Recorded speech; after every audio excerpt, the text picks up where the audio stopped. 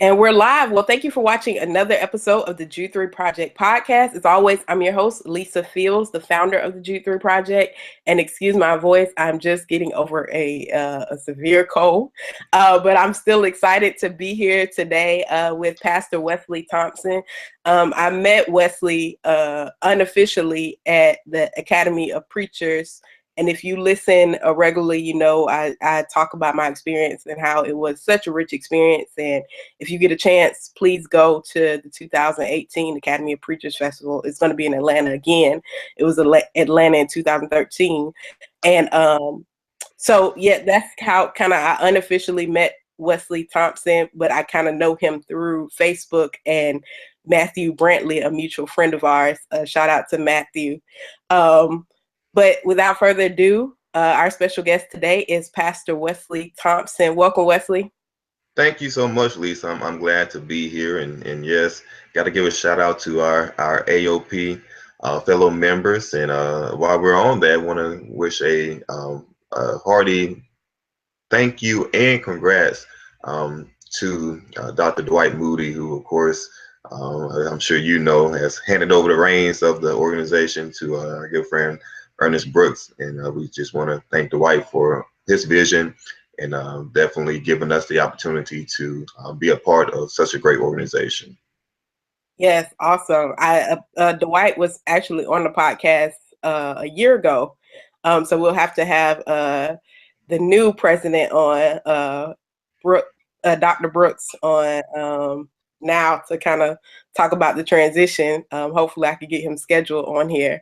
So what we're going to be talking about today is your new book and the issue of suffering, and it's something that I know that you have experienced and have a lot to say about. What led you, first of all, for those who don't know who you are, I want to give you an opportunity to give introduction and some background, and also talk about what led you to write the book. Is it In Sickness and in Health? Yes, in sickness and in health, the story of love, strength, and faith. Mm-hmm. Yeah. Yeah, so if you would tell us about a little bit of background and also tell us about what led you to write the book. Okay, awesome. So, as Lisa had noted that we met through AOP, and at that time I was living in Atlanta. I'm originally from Florence, Alabama. Grew up there and went to the University of North Alabama, where I received my bachelor's degree, and then moved to Atlanta to attend Mercer University McAfee School of Theology to pursue and receive my MDiv. And my wife, Latasha Thompson, we met at the University of North Alabama and got married in 2013, and she moved to Atlanta, of course. So I graduated from McAfee in 2014.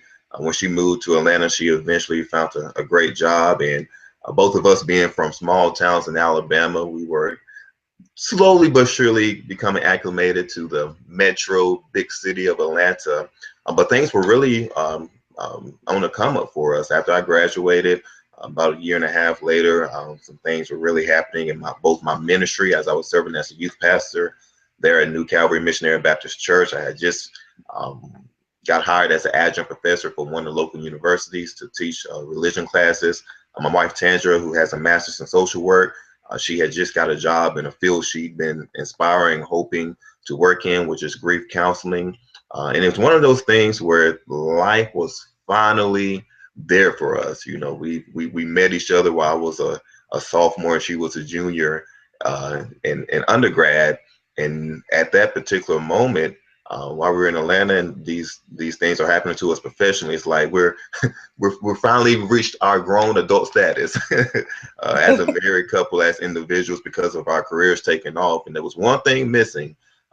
Everyone who loved us and have known us, they always will ask, when are y'all going to have kids? And my answer would be, whenever God says I'm ready to have kids, but I'm not trying to have any soon. But God did bless us to become pregnant in June 2015. Once again, right at the same time when all of these great things are happening for us professionally and career-wise, individually. So we're very excited. The few people we told at the time, they're very excited. And we're just looking forward to our future. You know, as one of our friends call us jokingly, but she was for real, the power couple is finally about to bring a child into the world. Um, So things are on the come up, things are looking promising, and all of a sudden, my wife becomes very ill. I can give you the exact date. It was August 25th, 2015. We're about 2.5 months pregnant at that time, and I have no idea what's going on. All I see is that I can just see that she's not well. So I call some doctors, and they suggest that I take her to the ER, in which I do. And Lisa, when I took her to the ER that night on August 25th, I assumed that she'll get checked out, she'll get some medicine, we'll be home late at night, have to get up early and not get much sleep because we'll both have to be at work the next morning. But little did I know is that when I took her to the ER that night on August 25th, 2015, we would not leave the hospital until 4 months later on December 31st, 2015. So she's in the hospital, and they have no idea what's going on. Her blood pressure, her heart rate are fluctuating. She's exhibiting some behavior that's not usual for her, and all of a sudden she starts having seizures. And these seizures that she's having are so severe that after she had about her second or third one, the doctors decided to put her in medically induced coma to intubate her because they were wanting to protect her airwaves just in case another seizure happened and her airways became shut off. So they put her in medically induced coma. Um, there was one moment that I write about in the book, in which I'll get to here in just a second, that I'm standing at the foot of her bed. At the time, I'm 26 years old. She's 28 years old. We're just 2.5 years into our marriage. We're 2.5 months pregnant. And I'm looking at her, not being able to speak to her, not being able to see her, her not being able to speak to me, her not being able to see me, to hear me. And I asked God, how come I'm looking at my 28-year-old pregnant wife on a ventilator in the ICU? And there was something, as we'll get to in this conversation, as far as we speak for suffering, I'll get to how God responded to me. But just to go on as far as what she went through, we had to transfer her to another hospital just so they can do some more aggressive treatments. They were a little bit more experienced in what she would end up being diagnosed with, which is a rare brain disorder entitled anti-NMDA receptor encephalitis. Try saying that 4 times in a row. It took me some time to say that without stumbling. I'll say it one more time: anti-NMDA receptor encephalitis, a very, very rare brain disorder, which was actually first diagnosed in 2007. At the time, and probably still so, only about 1,000 cases diagnosed nationwide. So it's very rare. In the hospital she was at, which I don't mind giving a shout out to, Emory University Hospital there in Atlanta, which all of you who are familiar with Emory know is one of the top-notch research hospitals in the country. They themselves had only dealt with about 10 cases of this. So it was good to know that they had experience with it. But what made my wife's situation so rare was that she was pregnant. So mind you, she's on a ventilator, blood pressure, heart rate is all over the place. All these things are happening, and oh yeah, she's pregnant.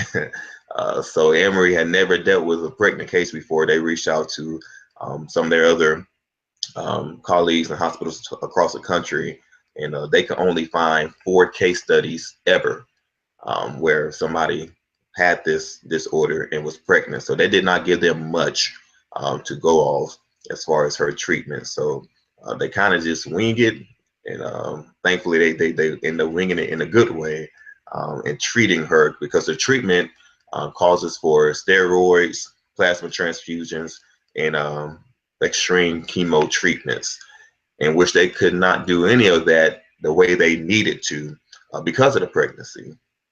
So I found myself being faced with a decision, in which I write about in the book, where I had to make the choice to either give them the okay to give her the chemo and the other treatments with the risk of causing harm to the pregnancy, causing deformities to the baby if the baby would make it, or to abort the pregnancy, of course, for medical reasons.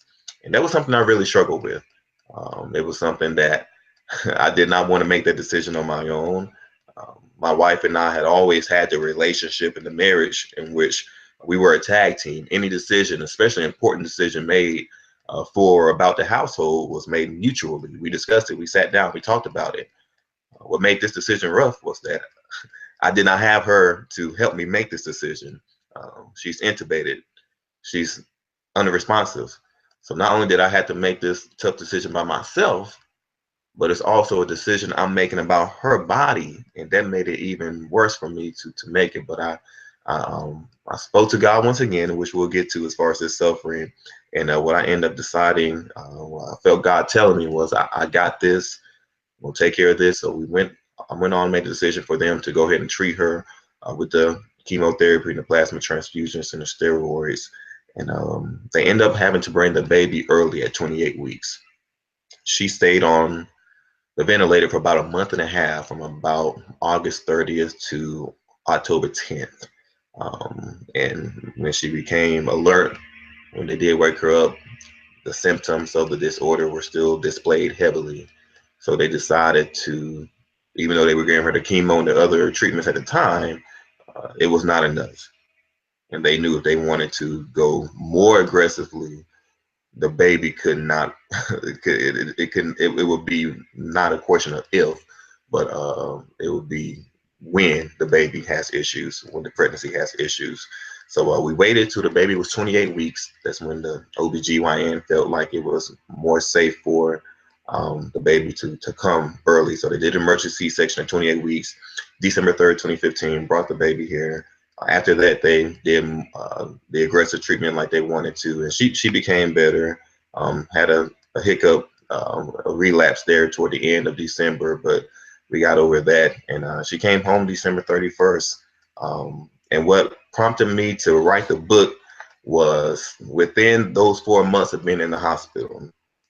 Of course, anybody who knows, when you're in the hospital, you're gonna get a lot of phone calls, you're gonna get a lot of text messages, and I got that times 10, and it was quite rough on me. I could not respond to anybody. In fact, it got to the point where my phone overloaded and shut down.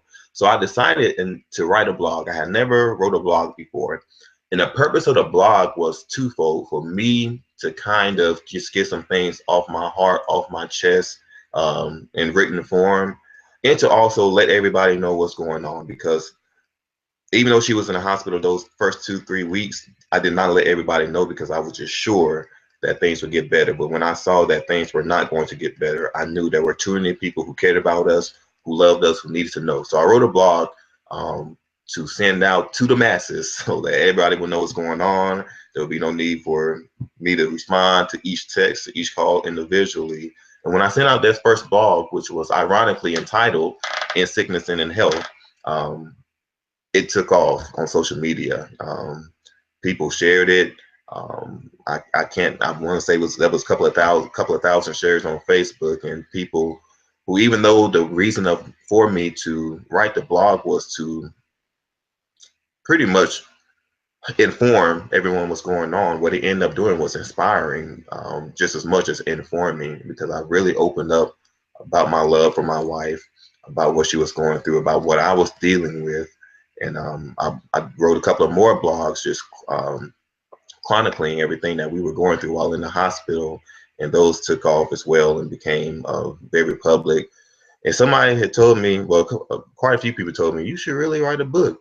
Um, and as far as the book, "In Sickness and in Health: The Story of Love, Strength, of Faith," that's what prompted me to write it. Just seeing the inspiration that my blogs gave to people. And even in those blogs, I only write about things that were really on surface. So in the book, I really go into detail, not particularly about her medical case, but really what I went through as a man, as a young husband, as a soon-to-be father, and as a pastor. Those are the four main audiences this book speaks to, as a young husband. Because when you say "in sickness and health" at the altar, you mean it. I'm sure everybody means it. I meant it. But I'm sure I'm not the only one who thinks this. When I said that vow and I said "I do," I'm imagining having to face that vow when we're 70, 80, 90 years old. I had no idea I would have to face that vow at 26, just a few years later. So it really is, it's a book that encourages young couples, well, all couples, but particularly young couples who are thinking about getting married or who are married recently. As a man, I really opened up about my vulnerability. Before, I was an emotional brick wall, but that was torn down to pieces going through this situation, which I write about in the book. As a soon-to-be father, making decisions like the one I just explained to you all as far as keeping the pregnancy, and as a pastor, for those of us in ministry, who is our job, is our everyday duty and obligation and calls to give and speak hope and peace and comfort and encouragement to individuals. When you find yourself on the other side of that, when you have nothing to give because you need it all, I really speak about how I had to be in that unusual situation. That's awesome. That's an awesome testimony. And I think so many people would be inspired by that story and encouraged, because there are so many people facing very difficult situations in life, and to be a faith leader, a pastor in that moment really brings things kind of, it takes it from a message to like, this is what I experienced. And I saw in an article you had recently, you talked about how it took it from like, I'm just saying God is a healer, to now I Mhm. know God is a healer. I Right. know God is a deliverer. Some things I said about him that I believe, but now I know about it because I've experienced. And I think that is so powerful, because in your case, suffering drew you closer to God, and in many cases, suffering draws people away from God, or is there a reason why they say they can't believe in God? Because if God exists, why did this bad thing happen? Yes. Why did God allow a young man who is seeking God and a young woman who is seeking God and trying to do the right things, kind of dotting their I's and crossing their T's? And there's so many other people who are quote unquote menace to society that this could happen to, but it happened to the people that we would deem to be the ones that we would aspire to be like, the power couples. How could that happen? How did you navigate through that space? Were there times where you were angry with God? I remember reading a blog, the first blog I read by you, I think Matthew posted it, and you were saying you were going into the hospital trying to decide whether you were going to ICU or NICU, I think something Yes. like that. Yes. That was around You were Christmas. angry. Yeah, and you were angry at God because you're like, it's Christmas time. I should be with my family, and I'm in the hospital trying to decide, who do I go see first? My newborn baby who's in intensive care, or my wife who's in intensive care, and that wrestling with that. And I thought that was such a powerful blog, because you were kind of venting. You didn't have all the answers, but you were trying to get that frustration out. Yes, yeah, that particular moment. I'm glad you brought that up, because I even though I write about that in the book, but that was a very, very, very rough occasion for me. As I mentioned, as I was just telling you all about what she went through, she was discharged December 21st. First discharge, it's actually a second discharge, and we went home. I'm hopeful. I'm happy. It's 4 days from Christmas. I'm saying, yes, I get to spend Christmas with my wife at home. Maybe we can travel back to Alabama, spend time with family if she's well enough. And when we got home, no more than 10, 15 minutes later, she had another seizure. And just as quick as we were home, we were right back in the hospital. It was a relapse. It was stage one all over again. They had to put on a ventilator. So I spent Christmas Day 2015 at Emory University Hospital Neuro ICU unit all day. My wife there on a ventilator, and I didn't want to be anywhere else. And I write about that as far as that night before Christmas Eve, because mind you, my son, like I said, was born December 3rd, born at 28 weeks. He went through a few minor things, but because he was so premature, they had him in the NICU. So yes, I do write about that night. I can remember it vividly, where I walked through the hospital late at night, because I went out to get something to eat. And just like most hospitals, they have a security check-in at night where you have to check in before you go to the hospital. And I told the security guard, I'm here to see my son who's in the NICU. And the way that Emory set up, if you go through the main entrance, you make a left to go to the NICU. And where my wife was, you make a right. And when I told the security guard that, she cleared me. And I decided, even though I told her I was going to the NICU, I decided to just go ahead and see my wife first. So I made the right, and the security guard stopped me and said, "Sir, the NICU this way." And I responded to her, "Well, my wife is in the ICU as well, so I'm gonna go see her first." And she gave me the okay. And I found myself very upset. I was upset not so much with the security guard, but I was upset that the fact I had to give her that answer. The fact that I just had to explain to her I have to go see my wife who's on one side of the hospital in the neuro ICU before I go see my son who I just told you about who's on the other side of the hospital in the neonatal ICU on Christmas Eve. Um, Mind you, this is our first child. Um, this is supposedly, quote unquote, our first Christmas as a family. And I'm spending it in the hospital with a wife who can't see me or hear me and a son who was just born at 28 weeks and is still going through some pretty tough health challenges himself. And I'm by myself in this huge hospital, which is pretty empty for the most part. It's not as busy, even at night, as usual because of Christmas Eve. And I struggle with that heavily.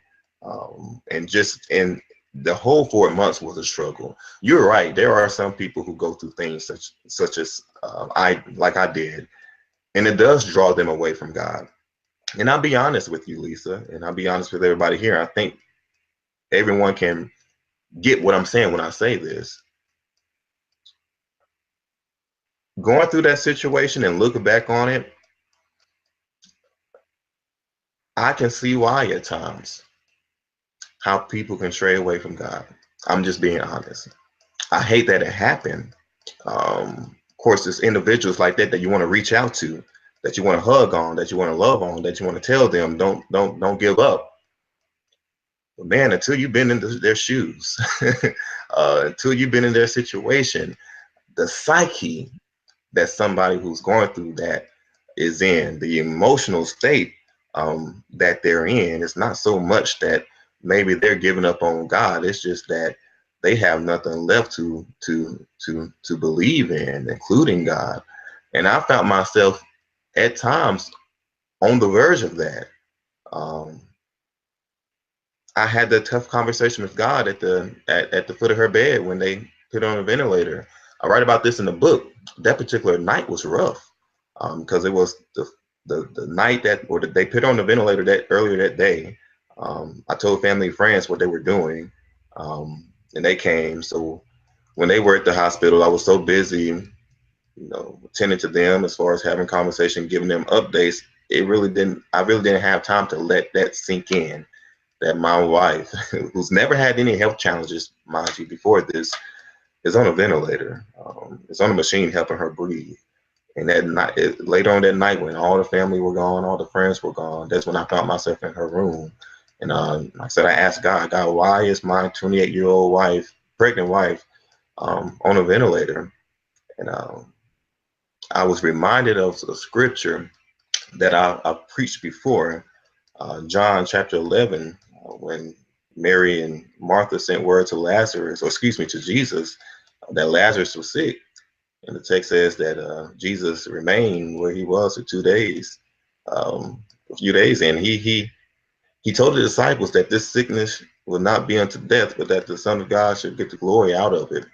And that was the response that God gave me at that moment. I didn't hear a voice. There wasn't this bright light from the sky that shined down from the hospital ceiling into the room, but that was just was in my heart. I felt it in my heart. It was what how God responded to me through God's word, telling me you are seeing a mighty, powerful sickness in front of you right now.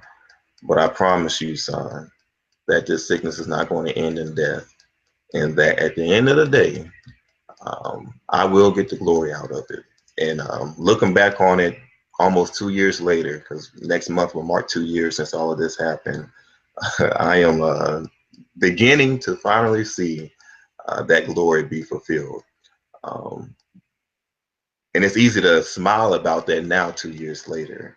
But even when you hear that at the time, it doesn't make things easier for you. It doesn't make you smile. It doesn't make you, joyous, because you're still within the suffering. You're still within the pain. You're still within the hurt.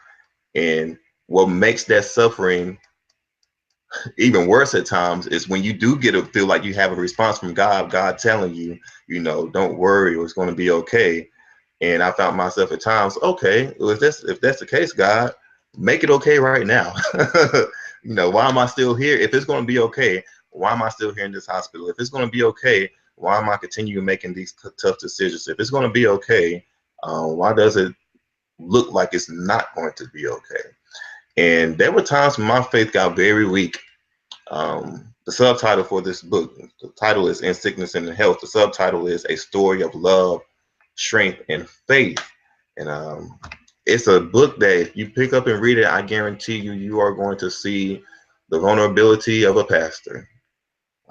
I thank God for individuals like you, who I'm sure I can say this without you directly telling me, and other individuals who are in this calling of ministry that we have, that we are not afraid to admit our struggles, our pains, our emotional roller coasters. But there are some of our colleagues who will put on this act, or this display, or this facade, as if their lives, because they're called, their lives are untouchable. They're not fazed by anything. They're not afraid to admit that things happen, but they'll admit that when things happen, they just have this superhero, supernatural faith, and that they're going to trust in God, and nothing is going to bring them down. Well, power to them. Power to them. And I mean that in the most sincere, genuine way. If there are individuals out there who I put it to you like this, who have gone through things and have exhibited their faith. I don't want to hear the ones who say, well, if something happened, this is what I would do. Let something happen first. But power to you, and I truly do commend you. But I'm not afraid to admit, I struggled. My faith got weak. Um, I didn't know where my relationship with God was at times. At times I felt like a relationship did not exist, because uh, I was so involved in what I saw every single day, with my wife being ill, that it put me in a mindset, in a place emotionally and spiritually, where I honestly just felt numb. Um, But I thank God that the foundation of faith my family gave, my church family gave me, um, it stood its ground. I tell people all the time, a lot of people ask me, how did you survive that? How did you stand? How did you not go crazy? And I tell them, I'm honest, I have no idea. uh, Honestly, but when I really think about that question, the answer I feel like I can truly give is my foundation of faith. Even though it got weak, even though it at times it was questioned, um, there was still something there, just a tad bit, just enough for me to get by each day and to get by those 4 months. That's very, very powerful, and I think it's something. I think your honesty and transparency will help a lot of people, because that's one of the things that I think frees us and helps us get through suffering and get through hard times and get through our questions, is when we're able to be honest um, about our frustrations, about our pain.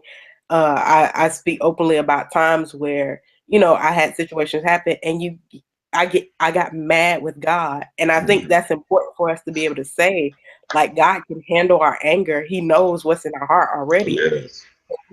We can tell God, I'm mad at the fact that you did this. I don't understand why you did. That's when we have our most authentic prayers, and that's when our Yep. relationship is strengthened, when we're able to admit our frustrations, our anger, our pain to Him, and cast those cares unto Him.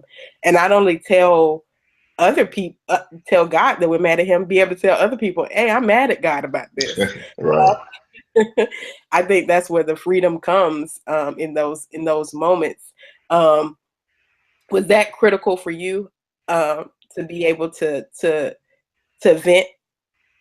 It was, and kind of piggybacking off of what you just said, the fact that we are able to do that, if we choose to do that, it's funny, growing up in a traditional Black Baptist church in the South, it was always kind of sometimes directly said, but if not directly said, indirectly said, don't question God, don't come at God and with anger or mad, this in a sense, I'll be honest, that can be said in a way that makes you think it's a sin or blasphemous to question God or to be angry with God. But to me, it's the exact opposite. So the fact that you have the well, some people will say the audacity to question God or to be angry with God, to me signifies that you have a very close relationship with God. Because think about it, um, all of our relationships, both around us and above our relationship with God, um, and with any relationship, married, friendship, relationship with a sibling, a family member, you are going to display emotions. There's going to be positive emotions you display. There are going to be negative emotions you display because you're in relationship. And the thing about displaying emotions, you don't display emotion to someone you don't care about.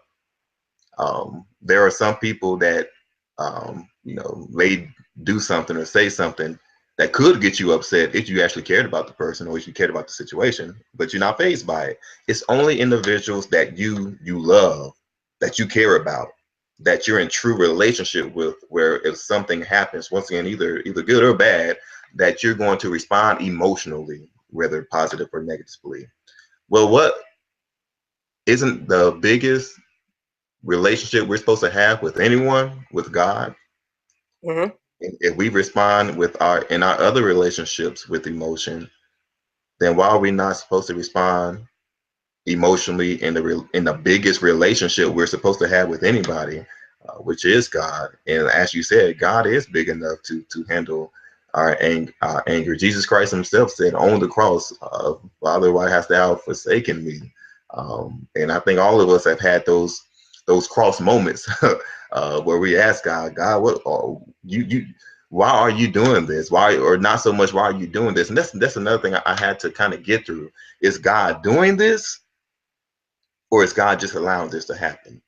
Because there's a stark difference. And I wasn't sure at the time. Um, and it's something that I'm still not really sure at the time, and maybe something God will reveal to me. But as we were speaking of this topic of suffering, I can truly say that looking back on it, it's made me a better person. Um, It's made me a better preacher. Now that I'm pastoring, it's made me a better pastor. I had a conversation with one of my deacons at my church in Atlanta, Deacon James Merrick, God rest his soul. He just passed away about a year and a half, 2 years ago. Very wise deacon, and me and him will have a lot of a lot of friendly ecclesiastical or theological debates about different things. And one of those things was, I remember not too long before he died, had a conversation about churches giving young preachers opportunities to pastor. And I told him, myself and some of my other younger colleagues, we have the ability. God has given us the anointing, the gift to pastor, but a lot of churches kind of put us to the side because of our youth. And his response was, well, that may be wrong in some cases, because you all do have a gift, and I know you yourself, Reverend Thompson, have the ability to pastor. But he told me the reason churches kind of bypass young preachers is because they assume that a young preacher hasn't, in his words, experienced life. They haven't gone through anything. And he said a lot of church members, when they choose a pastor, when they have a pastor, they want a pastor who they know when when they're hearing their sermon or hearing their lesson, they want to know that that pastor has experienced what he or she is talking about. And now that I look back over this situation, as you know, that I am a senior pastor now, just newly elected to the Bethel Carpet Missionary Baptist Church in Leeton, Alabama, in May. Have been officially a senior pastor there for the past 2 or 3 weeks.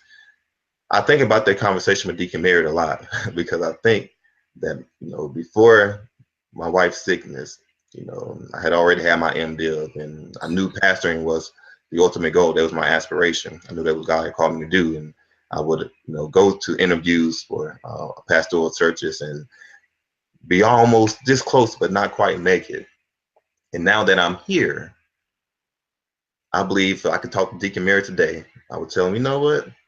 I think you're onto something, because this suffering that I went through with my wife was, in his words, my experience, that I will honestly say I needed to help me get to this point of where I'm pastoring. Because as you alluded to in the newspaper article that you read, as I told the reporters there, it has made me a better preacher, a better pastor. When I do say things like God is a healer, I said that before all this happened, and I meant it. I truly meant it. I said it out of belief.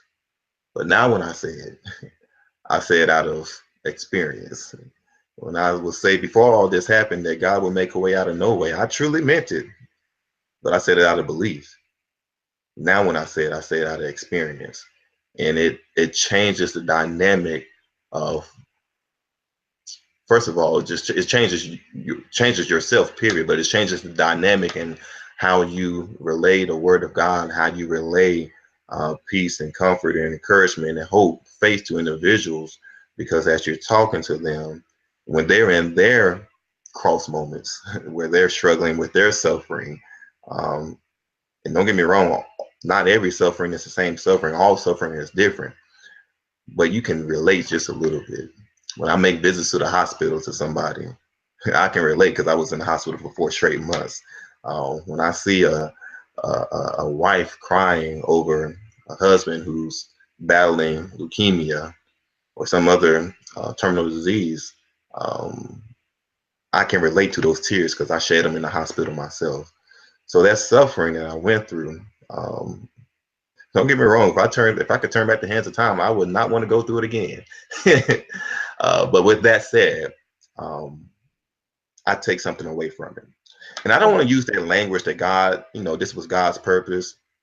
I don't even want to use the language so much that this was God's will, because I believe that there's some sufferings that are just so catastrophic, so horrible.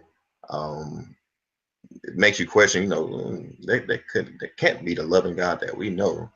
Um, and even this situation, I still can't answer if this is something God did or something God allowed. But whichever one it is, what I will do, and what I can do, is take something away from it.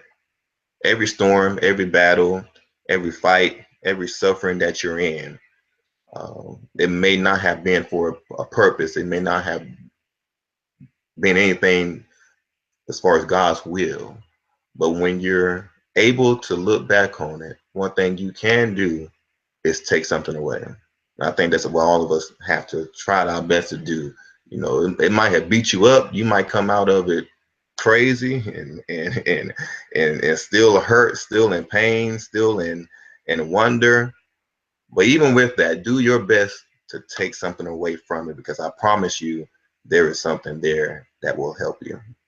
Mm-hmm. Yeah, I think of, as you were talking, I think of David's words. It was good that I was afflicted, that I learned your precepts. And even thinking about what you were saying as far as being young leaders, I remember a pastor telling a story when he was younger in Chicago, and he was preaching for Reverend L.K. Curry. And he said that he was talking about Daniel in the lion's den, and he was 16 years old preaching, and he had everybody shouting, and Reverend Curry pulled him back in the office and said, "That was all right, son, but you won't know that God can pull you out till God puts you in." Ooh. And I think that's what you articulated so well, is that sometimes God puts us through things so we can be better communicators. He allows things so we could be more empathetic to other people's struggles, because there's something about how you interact with people after you've been through what they've been through that you wouldn't that is different from you saying that after you come from seminary and then, you know, in the ivory tower of, you know, seminary, we know things by head, but we haven't experienced them all the time in our hearts, and that's what Right. life produces in us. What would be your final thoughts to give someone who's potentially going through suffering right now, that is thinking about walking away from God because of the intense suffering they're experiencing? And how can folks get your book and in contact with you on social media? Yes. If I had to say something to those individuals who's going through suffering, this is what I would say. I know it's tough. I know it's hard. You might be by yourself right now. And in those cases where you may be by yourself, it's not because it's by force, because you want to be by yourself. You don't want to be bothered. You have a community of people who want to be there waiting on you hand and foot to help, but you don't want to hear anything. You don't want people asking you to if you need something to eat. You don't want people asking you, do you need them to do this, do that. The only thing you want, the only thing you need is for your suffering to be over. What I will say to you is if you, like I say, I'm traditional old school Baptist. That's the old saints say, if you just hold out just a little while longer, um, they will end that statement with help is on the way. I would like to rephrase that and tell you that help is already here. Um, I know it's hard to see. I know it's hard to feel, but I guarantee you, help is already here. Um, and that's a faith thing. You have to believe that out of faith. You have to say that out of faith. You have to proclaim that out of faith. But know this, you don't have to have a strong faith to say it. You can have a weak faith and still say it's going to get better. You can have a weak faith and still say, God, I know you got this. You can have a weak faith and still say and proclaim, God, I know you're able. Because everything I went through those 4 months, the majority of that time, as I said earlier, I'm not afraid to admit, everything I believed, everything I said, everything I proclaimed, every decision I made, honestly, out of a weak faith. But it was still a faith there nonetheless. And it was that weak faith that propelled me to be here 2 years later, where my faith is stronger because of what I went through in that suffering. So I would just tell those individuals, you're not in it alone. Like I said, my suffering may not have been the same suffering you're going through right now, but I can relate just a little bit. And if you just stay strong, hang in there, even though you're by yourself because you don't want those community of people to come in, because that's what I did. I shut people out at first. Please allow them to come in, allow them to help you, take the help. It's very important. I did CPE while I was at McAfee, and at least I can tell you how many times it hurt me to go into the room of a patient and they had no family there. You ask them, what do you have a support system? The answer was no. No friends, no family. They're there by themselves. Or you go into a room where you see one family member, maybe a spouse, and you ask the spouse, do you have a support system? And their answer is no. They're in it by themselves, not by choice, but by force. I would say to anybody who's going through suffering, if you don't have to be by yourself, please don't be by yourself. Take the love, take the help. It's very important for you in the long run. So I'm I hate to use this terminology, but it's true. I'm proof and I'm evidence. My life is proof and evidence that um, when you stay faithful to God, even if it's a weak faith in God through the most tumultuous times of suffering, um, in the end, in the end, God will turn things around. Um, I'll say this before I get the information on my book, and at least I'm sure you know this because you saw it. one of the things that I write about in the book that I didn't say here, and there was so much I could have said about, everything that we went through those 4 months, but get the book because it's a lot. We'll have to be here for like 4 hours for me to say all this. But another major decision I had to make um, was that the disorder she has is caused by a tumor that develops on one of the ovaries or both ovaries, because it's a disorder that affects 90% women. In my wife's case, once again, a rare case in which she was pregnant, the pregnancy is what caused the tumor to develop. And when they did the MRI scans and the PET scans, they could not see a tumor on either ovary. So when they did the when they did the C-section, the doctors went in with the intention to remove both ovaries, because they were just under the belief that they knew something had to be there. They just couldn't tell which ovary was on, so they thought it was so microscopic they couldn't see it. Therefore, they would just have to remove both. And I had to sign off on that decision as well. And that was something that I did not want to do. As I jokingly tell friends when I tell this story, I wasn't done with my dynasty yet. Just one child, but one child is better than no children. There are some individuals who, for whatever reasons, health reasons or what have you, cannot have children at all. So when I made the decision, even though it was tough, I was thankful for the one child I was about to have. So when they delivered the C-section, they went in to um, remove both ovaries. They were able to spot with the visible eye that the tumor was there on her right ovary. Therefore, they removed that one and left the other one in, which of course will give us the chance to reproduce again, in which we did. We just had our second son this last Monday, so he's exactly a week old. Bradley, Congratulations. thank you, thank you. And Testimony. there's so many great things happening now. I endured so many tough things, not only in those 4 months, but even a year after she got out the hospital. It was tough trying to adjust to life with the recovery. Some moves we had to make. We had to move from Atlanta back home just to get some help. Some things that I was hoping for my life professionally and ministry wise did not happen, and so many bad things happening. Just bad news after bad news after bad news. And now I'm in this new season, if you will, new church as a new pastor, new book that just came out, and a new baby that the doctors, originally told us we wouldn't be able to have kids again, and now we've had another one, which I'm thankful for. So it's definitely something that I can say, and I've had people tell me this, and I take it and I believe it, that because of my faithfulness, once again, me personally, weak faithfulness at most of the time, but nevertheless faithfulness to God during that time, not only those 4 months in the hospital, but the time afterwards.